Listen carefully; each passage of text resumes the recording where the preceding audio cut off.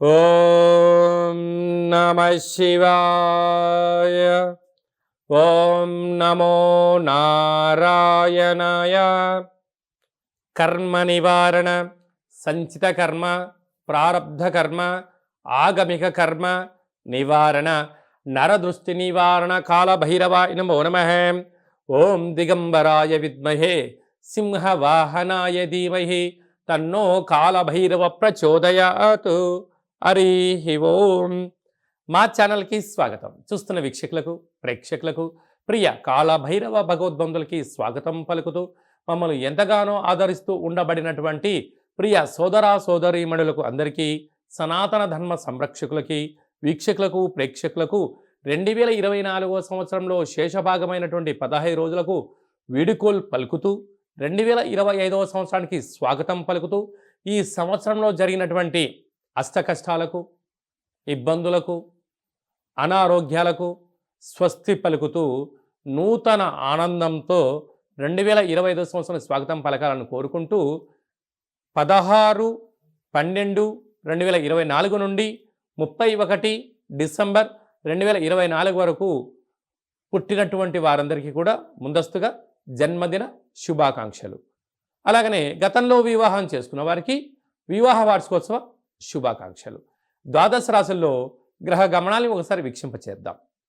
వృషభ రాశిలో దేవగురు బృహస్పతి శత్రు సంచార స్థితి, కర్కాటక రాశిలో కుజ సంచార స్థితి, కన్య రాశిలో కేతు సంచార స్థితి, వృశ్చిక రాశిలో బుధ సంచార స్థితి, ధనుస్సు రాశిలో రవి సంచార స్థితి, మకర రాశిలో శుక్ర సంచార స్థితి, కుంభరాశిలో శని భగవానుడు స్వక్షేత్ర సంచార స్థితి, మీనరాశిలో రాహు సంచార స్థితితో గ్రహ గమనాలు ఈ విధంగా ఉన్నాయి.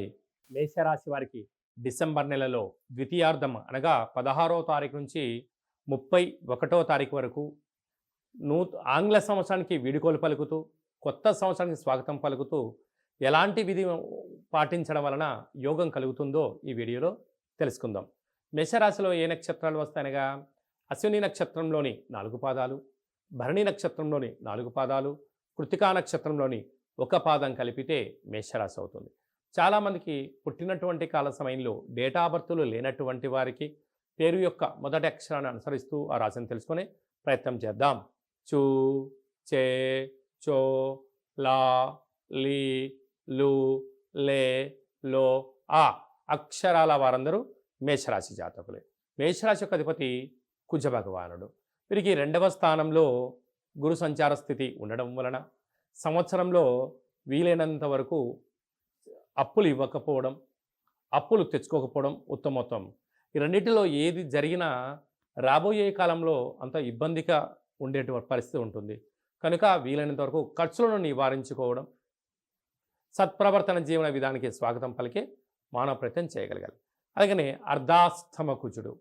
మేషరాశి వారు బాగా గుర్తుపెట్టుకోవాల్సిన అంశం ఏమిటయ్యా అనగా ఆంగ్ల సంవత్సరంలో చివరి రోజైనటువంటి చివరి సోమవారం, చివరి మంగళవారం అవ్వడం వలన దూర, వాయు, జల ప్రయాణాలు పెట్టుకోవద్దు. అలాగనే వాగ్వివాదాలకు దూరంగా ఉండండి. కలహాలకు ఇది సరైన సమయం కాదు. క్రయ విక్రయాలకు దూరంగా ఉండడం ఉత్తమోత్తమం. అదే కాకుండా పెద్దవారు కానీ, తల్లిదండ్రులు కానీ మీ క్షేమాన్ని గురించి ఎవరైనా చెప్పినట్లయితే వినే మానవ ప్రయత్నం చేయండి. అనేక రకాల స్టేషన్లు, గొడవలు, పంచాయతీలు, ప్రమాదాలను నివారించడానికి అనేక రకాల అవకాశాలు ఉన్నాయి. లేకపోతే అనంతమైనటువంటి అష్టకష్టాలకు మీకు మీరే కొని తెచ్చుకునే పరిస్థితి గోచరిస్తుంది అర్ధాష్టమ కుజుడి యొక్క ప్రభావం కారణం వలన. అదే కాకుండా 6వ స్థానంలో కేతు సంచార స్థితి ఉండడం వలన మీకు అన్ని విషయాలు తెలుసు, కానీ పక్కవారితో చేసే ప్రయత్నం చేస్తారే తప్ప మీరు ఆచరించకపోవడము మీ యొక్క విజయానికి మీరే కారకులు అవుతారు. మీ అపజయానికి మీరే, మీ మనసే కారణమవుతుందని చెప్పి గమనించాలి. అష్టమంలో బుధుడు. దయచేసి ఈ సంవత్సరం చివరిలో ఏది మీరు కొత్తగా ప్రారంభించకపోవడమే ఉత్తమోత్తమం. భాగ్యస్థానంలో రవి సంచార స్థితి ఉన్నప్పుడు భార్య మాట భర్త, భర్త మాట భార్య, ప్రేమికులు సైద్యంగా ఉండే మానవ ప్రయత్నం చేయండి. రాజ్యస్థానంలో శుక్ర సంచార స్థితి ఉండడం వల్ల ఉద్యోగ ప్రయత్నం చేసేవారికి నూతనమైన ఉద్యోగము, వాహనము, ఐశ్వర్యము, బంగారు ఆభరణాలు, నూతన వస్త్రాలు, క్రయ విక్రయాలు మీకు యోగదాయకం. లాభస్థానంలో శని, మీరు ధర్మంగా ఉన్నంత వరకు విజయం మీ సొంతమవుతుంది.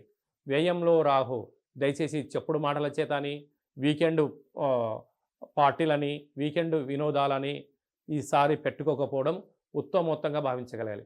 కనుక ఇలాంటి పరిస్థితుల్లో మేషరాశి వారు ఏం చేయగలగాలి అన్నట్లయితే, మంగళవారం మనకు సోమవారం సోమవతి అమావాస్య, మంగళవారం కూడా అమావాస్య ఛాయలు ఉన్నాయి కనుక ఒక గ్లాసు బియ్యాన్ని అన్నంగా వండి అందులో ఒక చారడేసంత కుంకుమను ఏర్పాటు చేసుకొని ఒక 3 ముద్దలు కట్టి కర్పూరం పైన అన్న ముద్దల పైన కర్పూరం పెట్టి వెలిగించి ఆ మేషరాశి జాతకులకు దిష్టి తీసి కుక్కలకు పెట్టడం వలన నరదృష్టి శత్రు ప్రభావము తొలగిపోయి ఈ సంవత్సరానికి ఈ నరదృష్టికి ఫుల్ స్టాప్ పెట్టడం జరుగుతుంది. కనుక ఈ చిన్న విధి విధానాన్ని పాటిద్దాం, నూతన సంవత్సరానికి స్వాగతం పలుకుదామని చెప్పి గమనించాలి. అలా కుదరలేదు, ఎలా ఏం చేసుకోవాలి అన్నట్లయితే ఈ కింది నెంబర్ సంప్రదించినట్లయితే మీకు వాట్సాప్ కాల్ ద్వారా పూజా కార్యక్రమం చేసుకునే విధానాన్ని తెలియజేయడం జరుగుతుంది. అలా చేసుకోలేకపోతే సాకలే వారితో కూడా దిష్టి దించడం జరుగుతుందని చెప్పి కూడా గమనించాలి.